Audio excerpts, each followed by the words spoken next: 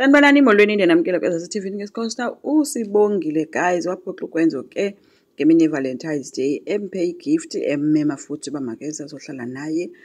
uSibongile wavele wathi ngixelela into ba uzobe busy efunda kanti ngelo xesha uzama yena umplanela into obuzomthatha amse kwiparty bahambuko nwabe ebusuku.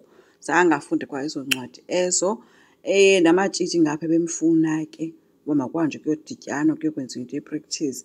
Ethi futhi makohlukana into ba athi uzodibana nomfana ngeValentine's Day because abafana every day bayayithatha iadvantage. So kangakwazi ke ukuya ke kukwenzo wayephoxekile ke cinga into ba ke uSibongile ke uzobe efunda ke kanti akho kwakufunda kwakutheni kwakuyiwa epatini ke. So uthe ke xa sebebuya kwiparty ke uyafuna ke ngokwenzo ayibambe ke ivele ifoni ibanje nguzama wayinxile ibotyo kabe sesixelela into ba yeyi wena khawuhlukane nomngani wami. Yekube uliphele endlebeni uSibongile nobomi bakhe. So kwenza wayiphoxekile ke ngesisenzo ke.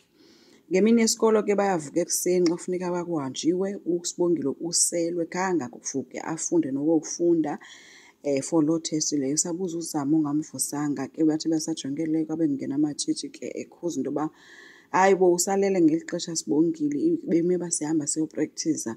Sibongile ke besithi hayi akazukwazi njengoba babe bekhuza nemese ekhoyo ke endlini kunjani xa kunje endlini yenu.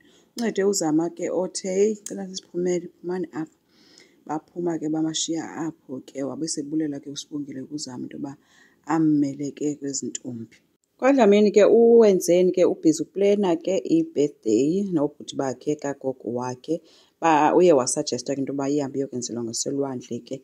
Yona ke i-divorce kakwenzo ide yabe ifinalized ke ngoba uvele encokola ke noyise esitsho ke njengayo into ba yeyi hayi into yomtshato wakho yenzeka ngendlela engekho right ethi kodwa nami ndinesandla kuyo yonke le nto ethi Nomalanga waze wasenza iziphukuphuku uVusi akafuni noba kumention kwa igama eli lithi Nomalanga kulandlo kwenza ukuthi hayi esona siphukuphuku esikhulu lokho apha ndim ngoba mina bendilala noNomalanga yonke le mihla kwakutheni ndingayiboni loo nto jonga ngoku ndiyidivorce kule age yam.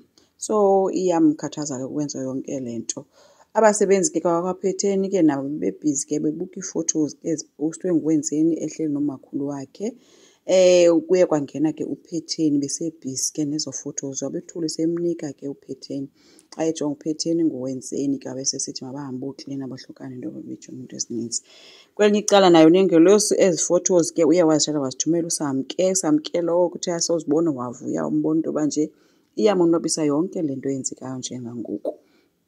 So uSibongile ke kwelinye icala uthi uhafu wetest yonke beyoyibhala ebengawazi uthi uzama at least uhafu uwazile wena futhi ka ungumuntu oqala into ba kuthiwe ufeyile itest if ufeyilile but at least wena ubusazi no half wayo. So uSibongile une-stress ke but ke ubalisela umuntu ozibanjelwe ibhabhalaza omnika nje impendulo engazukumaka. uPhetheni ke ude wahamba wade wofika elwandle apha afikele khona wenzeni eworried ke uba uPhetheni uzothini akazi ba happy but uPhetheni ufike wabuza nje enye question ba amanzi awabandi kakhulu na. So into nje ezakwenza into ba uPhetheni uwenzeni angaboni into ba uxabene wabesemcela into bamshiye nonina kapha sheke ebuza kumamakhe into ba obemphathele negift kanena afika wamnika igift ethi happy birthday obesembuza into ba abantwana bafuna ntoni na. Kanti ugogo yena uthi hayi mina akhona ndiyifuna ebantwaneni qha ndifuna nje ukuhlala nabazukulwana bam ndazana ngcono kangcono nabo.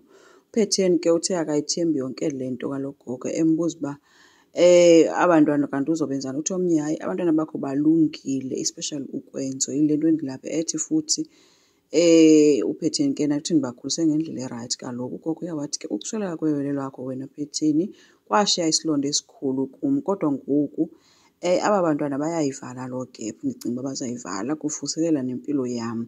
Uthi ke uThixo mhlawumbi uzame indlela yoba asiphenye i-chance yoba thina sikwazi uxolelana siphinde siqale ubomi obutsha esithi ndiyakuthanda ngenhliziyo yami yonke nabazukulwana bam. uPhetheni ke oko ebindekile ke guys engakwazi nokuphendula unegaqa nje elapha emqaleni umane emjonga amane ejonga ngaselwandle. Ukwenza kwelinye icala uzincamile ke guys wayesikoleni kuSibongile apho afike khona ebhizi efunda encoma ke ukwenza into ba uSibongile wohlukile ke bona i-hairstyle le intsha ayenziwe nguzama.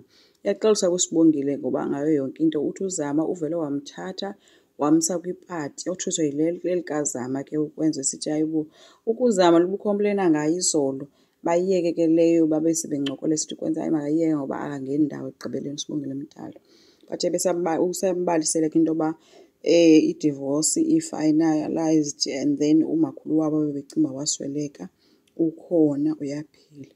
Uthe sakhuza uSibongile sathi khandiphindele zonke ezi ndaba kwavele kwafika ibhosi yakhe yamatshitshe enguzanele imxelela into yoba wena ubhizi ujamelene namadoda apha masihambe siyopractice. uSibongile ke khangabe siphikisana nale ntombazane uvele waphakama wahamba ukwenza uthuswe nayo le bayibo uzanishiya nje kanje. uSibongile wathi uyaxolisa wamshiya wemka.